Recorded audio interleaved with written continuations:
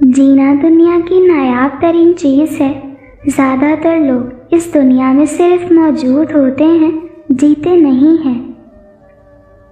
زندگی نے اتنی الجھنوں میں ڈال دیا ہے کہ اب تو اتوار کو ملنے کے لیے بھی دوست نہیں بچے۔ قبریں پرانی ہو بھی جائیں تو فاتحہ پڑھنے والوں کے دکھ ہمیشہ تازہ رہتے ہیں۔ حکیم لقمان سے پوچھا گیا کہ کسی انسان کی زندگی میں کبھی موت سے تلخ بھی کوئی لمحہ آ سکتا ہے؟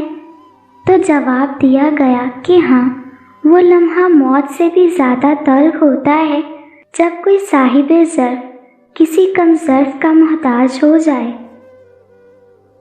یہ بھی تو ممکن ہے کہ تم جس سے محبت کرتے ہو وہ تمہاری فیلنگز کو سمجھے ہی نہیں، اور پھر یہ بھی تو ممکن ہے کہ کوئی تمہاری مسکراہٹوں پر مرتا ہو اور تمہیں خبر ہی نہ ہو۔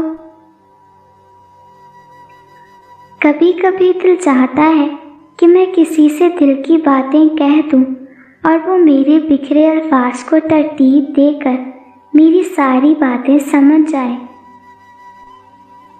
ضروری نہیں کہ زندگی میں آپ کو سبق سکھانے والے ہی ملیں، کچھ بہت اچھے لوگ بھی ہوتے ہیں جو آپ کو پھر سے لوگوں پر اعتماد کرنا سکھاتے ہیں۔